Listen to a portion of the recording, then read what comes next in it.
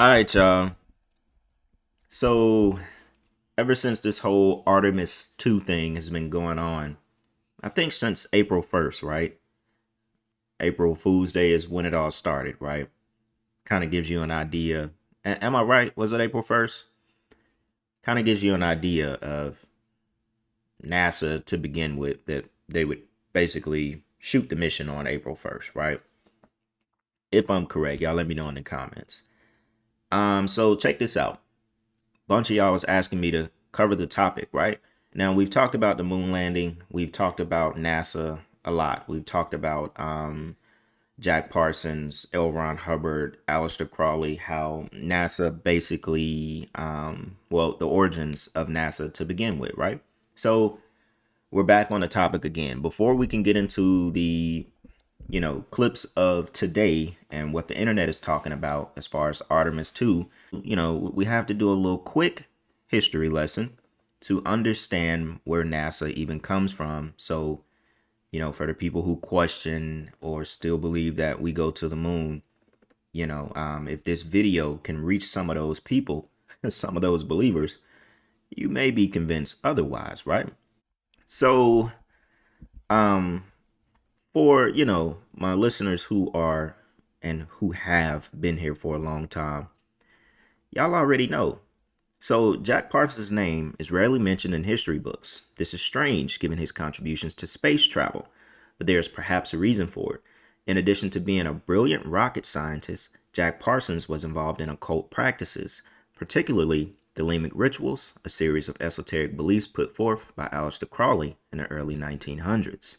So this is our guy right here, the godfather of rockets, rocket fuel, a genius at being able to create rocket fuel in a controlled environment, right? This was rocket scientist and occultist Jack Parsons in 1938. This is him for those who've never seen him before. So check this out. We're not going to just go over every single thing. Like I said, we've covered the topic. But we're going to go over some key points as discussed. So let's get down. Oh, it's crazy. You know what? His original group, is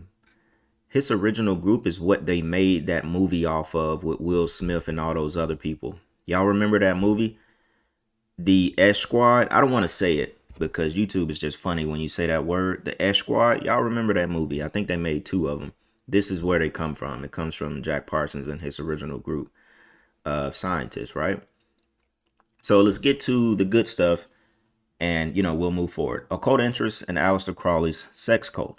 At the same time that Jack Parsons was pioneering scientific developments that would eventually help put man on the moon, he was also engaging in activities that had newspapers referring to him as a madman. While developing rocket science itself, Parsons had been attending meetings of the Ordo Templi Orientis OTO, led by notorious British occultist Aleister Crowley, y'all. Now, this stuff right here is very deep, and really shows you the origin of NASA. This was Aleister Crowley in 1910 right here, the leader of Ordo Templi Orientis. So, popularly known as the wickedest man in the world, Crowley encouraged his acolytes to follow his one commandment, do what thou wilt.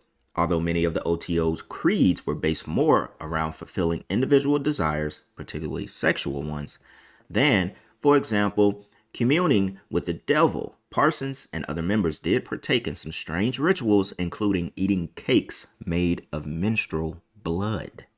Check it out. Parsons' interest in the occult did not wane as his career progressed. Quite the contrary. In fact, he was appointed the West Coast leader of the OTO in the early 1940s and corresponded directly with Crowley himself. He even used the money from his rocketry business to buy a mansion in Pasadena, a den of hedonism that allowed him to explore sexual adventures like bedding his wife's 17-year-old sister and holding cult-like orgies. Y'all, this is where NASA comes from. This is where it comes from. So the government and the FBI, they eventually started to survey Parsons. He was getting wild. He was getting crazy.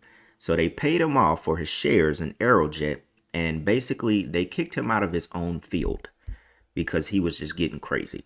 After that, he basically buried himself deeper in the occult. And this is where he got acquainted with the future Scientology founder, L. Ron Hubbard. This is where the rituals started to go to the next level, right? So y'all remember we talked about the book of Babylon, in which he claimed that he and Hubbard carried out a ritual together. This ritual, Parsons claimed, succeeded in summoning a magical moonchild who would be mightier than all kings of the earth. And I have a short clip of Candace Owens talking about that as well. So it says, during the onset of the Red Scare in the late 1940s, Parsons once again came under scrutiny from the U.S. government due to his involvement with the sexual perversion of the OTO. The fact he sought and sometimes carried out work with foreign countries because the U.S. government had shut him out also made authorities suspicious of him. This is basically just going into his last years and how his death was supposedly ruled an accident, because it says on June 17th, 1952, Jack Parsons was creating pyrotechnics for a film project in his home laboratory when an accidental detonation destroyed the lab and killed him. The 37-year-old was found with broken bones, a missing right forearm, and half of his face nearly ripped off. His reported last words were, "But I'm not finished yet." So, sounds like they pretty much got rid of him, right? He was doing too much. So this is the foundation and the rituals that were done around creating NASA. So check this clip out really quick, y'all. Like I believe, and this is after I did an episode on this, which people should watch, about the origins of NASA. Satanic, literal satanic. So you can't sit here and ignore the fact that literal Satanists, and I believe that it was this group of people. They established NASA. They were saying satanic chants every time they were lighting a rocket in the desert over here in California, in Pasadena, or actually Devil's Canyon. And they were open about the fact that they were having demonic sexual rituals, believe that they had summoned demons. This is not a conspiracy. This is on Wikipedia too. Look it up. Look up Jack Parsons and what he contributed to NASA. Go watch my episode on the satanic origins of NASA. It's not a conspiracy. Openly, Jack Parsons was considered the protege of Aleister Crowley. These were literal Satanists, right? They believed they had summoned demons. He was trying to get a woman who was a virgin pregnant via satanic rituals that were happening out here in California. He wrote to Aleister Crowley that he was going to produce a moonchild, as he called it. This is on Wikipedia. I'm not like Reddit threading you guys here. You can look this up, Jack Parsons. And he was openly a Satanist. Because we are not going to win if you're too afraid to call these things what they are, which is satanic. Very, very satanic. And these are the guys who influenced NASA, our current space program, y'all. Think about that. These are the people who, started something that is still going to this day. There was something very interesting about that German scientist. Let me see if I can find it. I think I got it on here. Are you really watching NASA take a spacecraft around the moon, or are you just watching a Hollywood studio? And why are they saying these astronauts are from Central Casting? To the space station. Mike and Sonia are the two of the four American astronauts that are on that flight. They're right out of Central Casting. Did anyone catch them saying the quiet part out loud? They're just gonna say it means they look good for the job. Yeah, exactly. Who remembers the Challenger flight with Krista? Now look at Christina from Artemis 2. Feels familiar, doesn't it? Notice how as soon as a rocket reaches space, it's suddenly CGI. You just see a launch, then a curve in the sky. Don't believe me? Go Google rockets in space. Probably because we're in an enclosed system. Just think about why the father of modern rocket science had Psalm 19:1 written on his tombstone. The heavens declare the glory of God and the... Exactly. Werner von Braun, the German scientist. The heavens declare the glory of God, and the firmament showeth his handiwork. That a lot of people like to call the Van Allen belt, the firmament. A giant dome. And if you don't believe in it, I don't know what to tell you. I've said multiple times that I just do not believe God will show his true creation. Look at us, right? Look at us as humans. We're his creation. We're made in his image, right? This is all we get to see. I'm sorry to tell you that. You're not going to see Earth. You're not going to see space. Space is below us. It's in the water. It's below us. It's not up there. There's a firmament. We live in a dome. It is a dome, y'all. You cannot go through it. It's fake. It's not going to allow you to even see the why would a human be able to see the earth? To actually see the dome? Like, why? That doesn't even make sense. You think we're that smart, we're that powerful that we could see the outside creation of what God made? It just does not make any sense. It's like, all right, if God allowed us to see the earth, he might as well allow us to see him. Might as well. It don't make no sense. But can't tell everybody that. Armament showeth his handiwork. It's so hilarious. People get so angry at anyone questioning the government. 85 million taxpayer dollars a day going to NASA while they build bunkers underground. Seems like the perfect distraction to keep everyone staring up at the sky instead of what's happening here on Earth. So NASA wants us to believe that they can take high-resolution videos and pictures from 240,000 miles away in outer space. But when the astronauts land in the ocean, it looks like it's recorded on a camcorder from 1998. That makes perfect sense, right?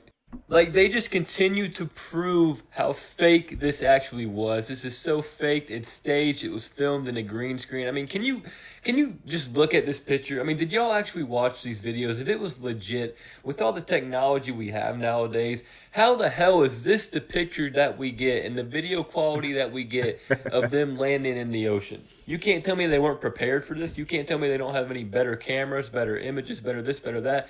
And I don't want to hear all the excuses from all of you that actually believe this is real. There are no more things that prove that this is real. It is completely fake. This proves that it was fake. There's no method of technology that is this bad at NASA.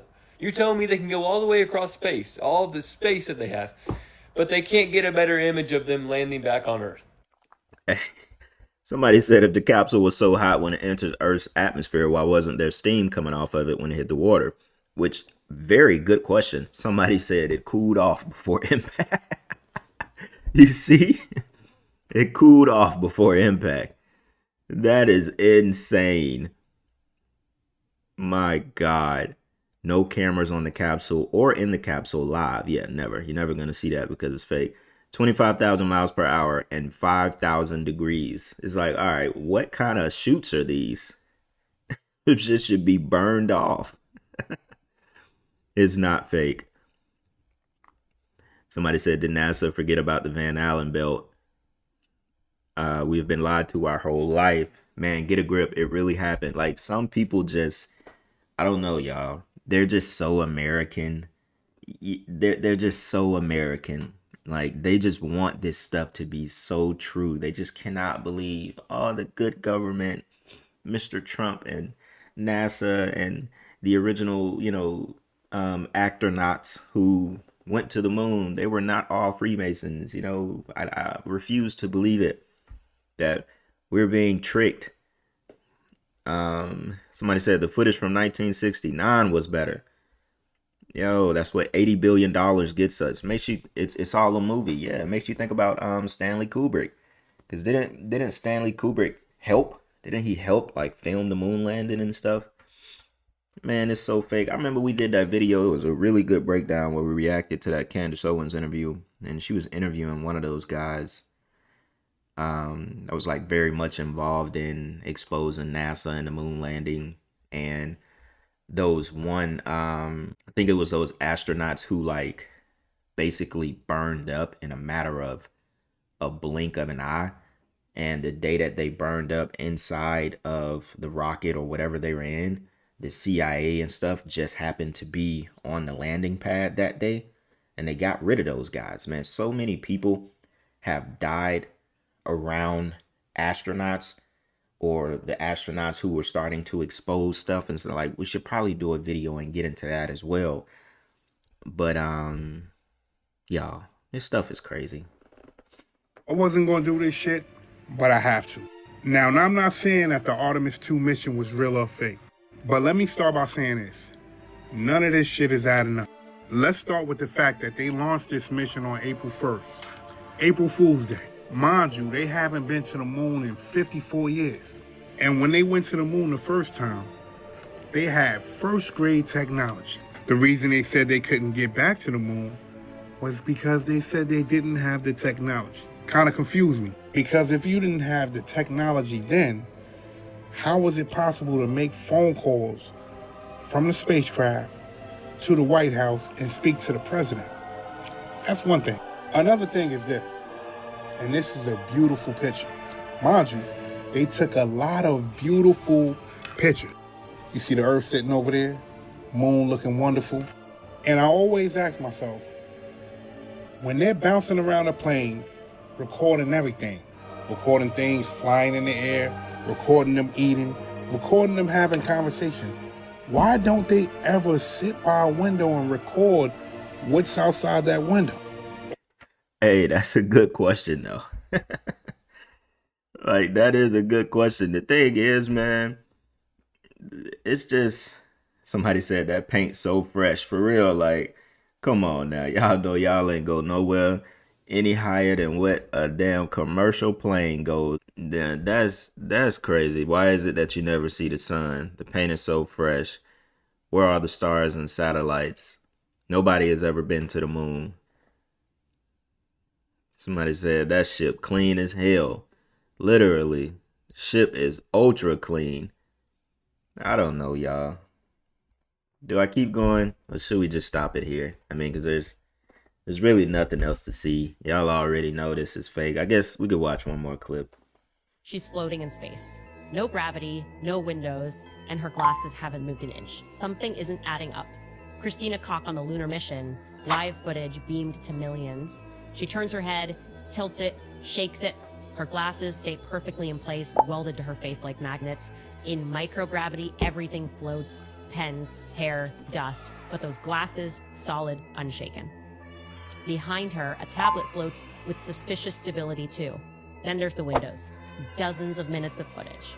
Not one window, not one glance at Earth, not one star drifting by, just sealed walls, wire-stacked equipment for a multi-billion-dollar spacecraft.